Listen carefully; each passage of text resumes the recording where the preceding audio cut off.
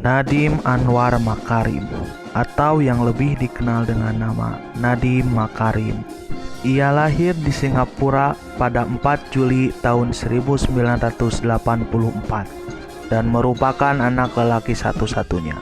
Ia mempunyai istri bernama Pranka Franklin dan dikaruniai seorang anak bernama Solara Franklin Makarim. Nadiem Makarim adalah anak dari pasangan Nono Anwar Makarim dan Atika Al-Gadri. Ayahnya adalah pengacara ternama keturunan Arab asal Pekalongan, Jawa Tengah.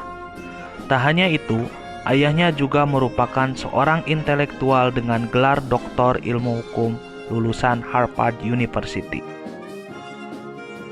Tak terasa cintanya pada tanah air, pria lulusan Harvard ini memilih untuk kembali ke Indonesia untuk memulai karirnya. Nadiem Makarim direkrut menjadi CEO, founder, dan managing director Jalora Indonesia.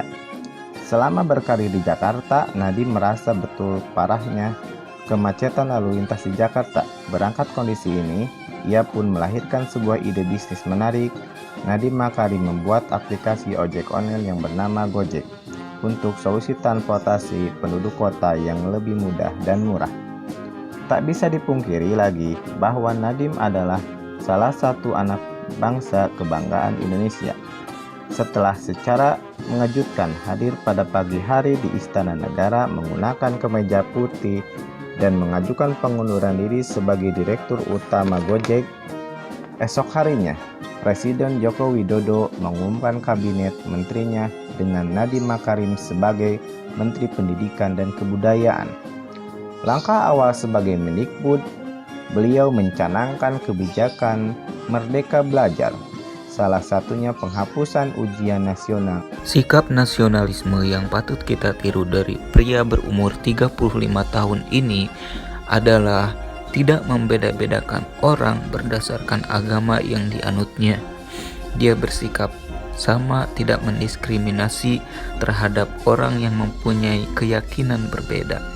Selain itu, dia juga merupakan seorang ayah yang taat beribadah dalam agamanya. Sikap nasionalisme yang dapat kita tiru selanjutnya yaitu kemanusiaan.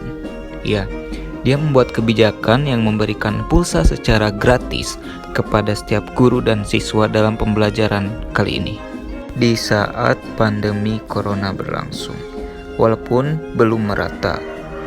Selanjutnya, sebagai seorang menteri pendidikan, dia berhasil mempersatukan bangsa dengan membuat kebijakan yang tidak memaksakan seragam sekolah berdasarkan atribut-atribut tertentu. Walaupun kebijakan ini kontroversial. Walaupun begitu, setiap kebijakan yang ia ambil tidak lepas dari musyawarah mufakat yang telah disepakati oleh para ahli yang ada di sekitarnya.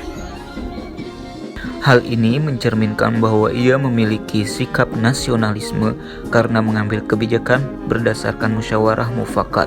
Sebagai tokoh muda milenial yang nasionalis, ia juga berhasil menempatkan sesuatu secara proporsional atau adil. Contohnya, saat pertama kali ia diemban tugas sebagai menteri, dengan segera ia mengundurkan diri sebagai CEO di perusahaan yang ia pimpin.